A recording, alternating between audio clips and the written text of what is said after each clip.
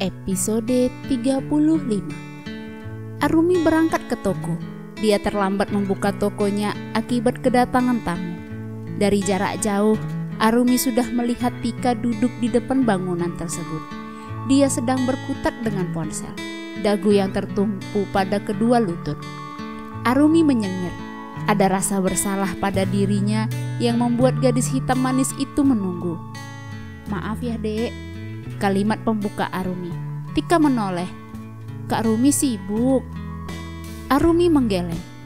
"Tadi kedatangan tamu, jadi lambat." Wanita cantik itu tak menyebutkan siapa tamu tersebut. Dia hanya menghindari agar Tika tidak terus-menerus menggodanya. "Oh iya kak, dari tadi Tika juga sudah mengirim pesan, tapi kakak tidak membalasnya," jelas gadis hitam manis itu. Arumi merogoh tas dan mengambil benda canggih miliknya. Arumi melihat layar ponsel dan ternyata banyak pesan yang masuk. "Maaf, kakak baru lihat," ucapnya dengan nada penyesalan. "Nggak apa-apa kak." Tika bangkit dari duduk. Dia berjalan mendekati wanita cantik itu. "Kuncinya kak, biar Tika yang buka." Arumi mengangguk. Dia mengambil kunci dan memberikan kepada Tika.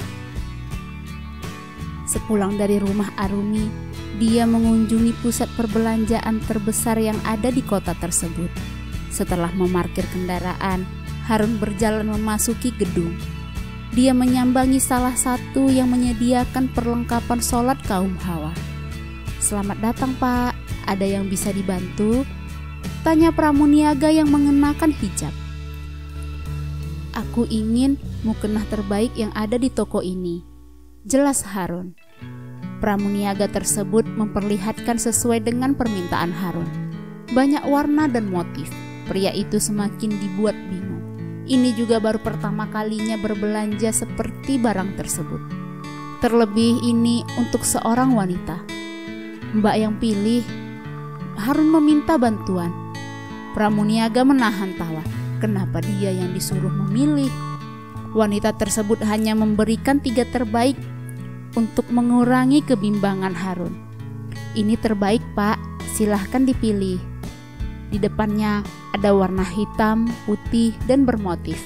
Harun menipiskan bibir tampak berpikir. Namun selang beberapa detik, pilihannya jatuh pada mukena berwarna putih. Tak lupa juga dia melengkapinya dengan sajadah. Setelah semua selesai, Harun melakukan transaksi pembayaran. Arumi dan Tika sibuk melayani pelanggan. Hari ini toko lumayan ramai. Wajar memang karena weekend. Entah membeli untuk dirinya atau sebagai buah tangan mereka. Saat semua sudah pergi, seorang berjaket orange datang. Dia membawa sebuah paper bag di tangannya. "Permisi." "Ya," jawab Arumi. "Mbak Arumi ada?" tanya pria tersebut. "Dengan saya sendiri," jawab Arumi dengan lugas. "Saya dari kurir cakep mbak, saya mengantarkan paket untuk Mbak Arumi." Arumi termangu mendengar penuturan pria di depan. Paket untuk dirinya, apa tidak salah? "Dari siapa?" Keningnya berkerut. "Dari seseorang mbak." Kurir tersebut tidak menyebutkan siapa pengirimnya. Dia menyerahkan paper bag, segera perpamitan dan disambut anggukan oleh Arumi. "Apa tuh kak?" Tika mendekati Arumi.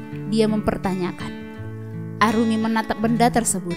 Dia menelan ludah dan meraihnya. Pada saat dia mengeluarkan isinya, tampaklah sebuah mukena salah satu brand ternama lengkap dengan sejadah. Arumi semakin tidak mengerti siapa yang memberikan untuknya. "Wah, dari siapa kak?" Arumi mengedikkan bahu. Namun selang beberapa menit, notifikasi pesan masuk di ponselnya. Arumi meraih dan membaca pesan tersebut. "Pakai ya, semoga itu bermanfaat untukmu." Mata Arumi membulat ketika mengetahui itu dari siapa. Jantungnya kembali berdetak lebih kuat. Namun sesaat kemudian, senyum manis terbit dari bibirnya. Apakah dia telah tergoda dengan kepribadian orang tersebut yang tak disangka mengirimkannya paket perlengkapan ibadah?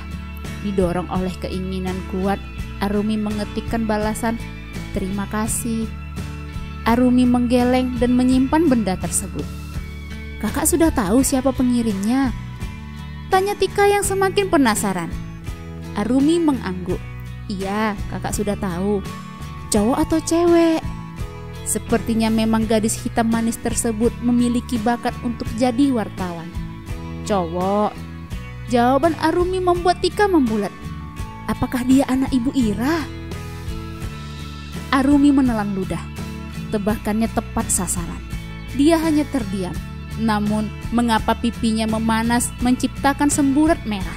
Sepertinya Arumi tak mampu menyembunyikan hal itu. Spontan Tika berteriak, "Yes, yes!" Arumi tak bisa menahan tawanya kala melihat tingkah gadis manis tersebut. Arumi yang dapat kiriman, tapi dia yang kegirangan. Sepulangnya dari toko, Arumi memakai mukena tersebut dan menatap pantulannya di cermin.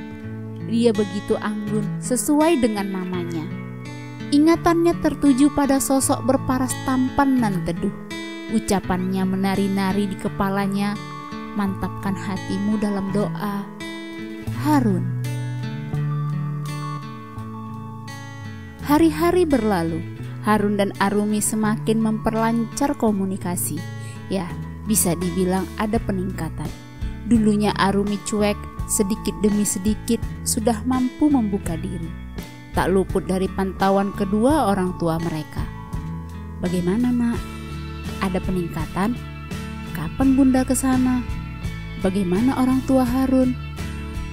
Sepertinya yang lebih antusias di sini adalah Bunda Ira dan Mama Reni. Ya, Harun maupun Arumi hanya menjawab sesuai dengan realitanya, bahwa mereka berdua sementara dalam fase pendekatan dan pengenalan satu sama lain. Adapun yang berubah dari seorang Arumi anggun, kini dia semakin mendekatkan diri dengan Sang Pencipta. Dirinya sadar selama ini dia tak pernah memperdulikan kebutuhan rohaninya. Harun dengan sabarnya sering mengingatkan pada saat waktunya tiba, dan Arumi pun sangat menghargai itu. Pada waktu subuh, Harun menelpon hanya untuk membangunkan Arumi. Berani? Ya, mereka juga sudah main telepon-teleponan. Arumi? Panggil Harun dari seberang. Iya. Arumi membuka matanya. Masih ngantuk ya? Tanya Harun. Arumi bangkit dari pembaringan dan merenggangkan otot-ototnya. Sedikit. Suara serak nan manja khas bangun tidur. Harun tersenyum meskipun Arumi tak melihat. Jadi mau lanjut tidur? Goda pria itu. Arumi menggeleng. Tidak. Kirain.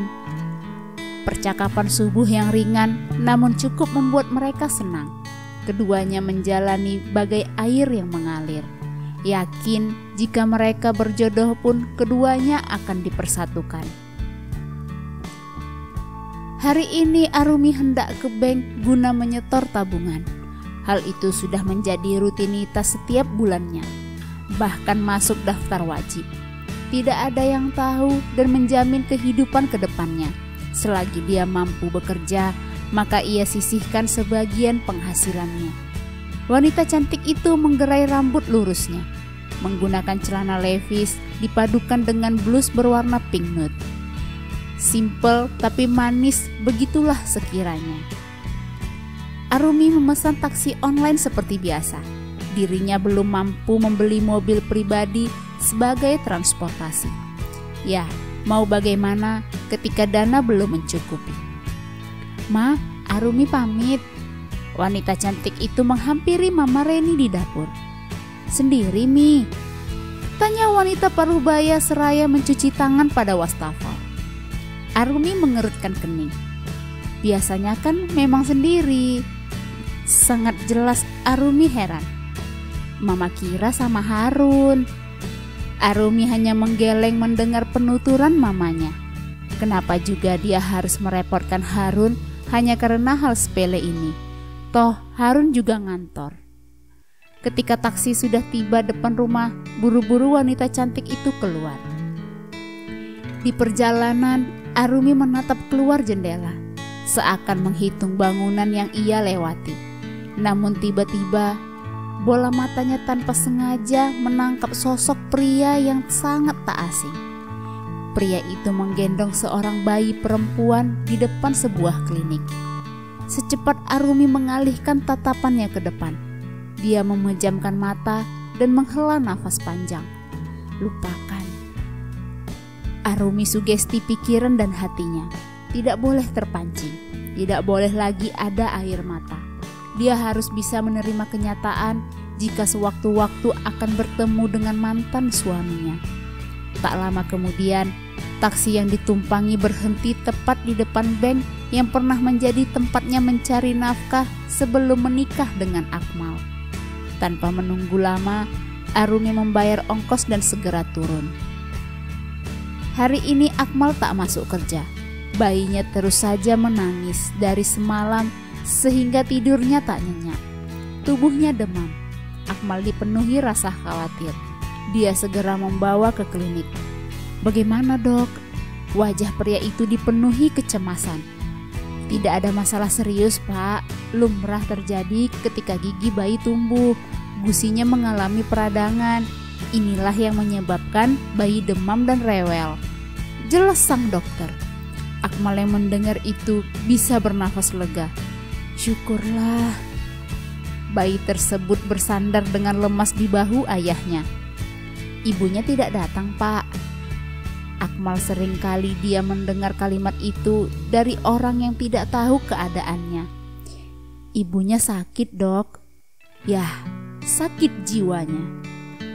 Oh, dua-duanya sakit. Ikatan batin antara ibu dan anak kuat. Seperti itu, ketika induknya sakit, terkadang bayi juga demikian.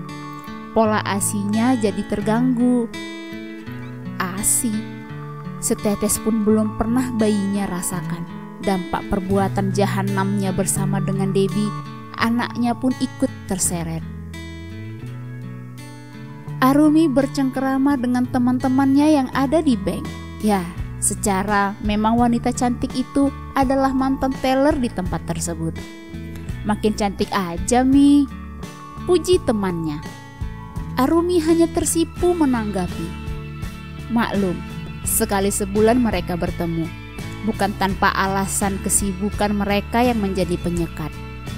"Bagaimana usaha dessertnya?" "Alhamdulillah, sejauh ini lancar." Teman-temannya hanya mengulik usaha Arumi, namun tak berani mengungkit masalah rumah tangganya dengan Akmal. Wanita cantik itu telah menjelaskan sebelum-sebelumnya jika dia bercerai dengan alasan tak ada lagi kecocokan.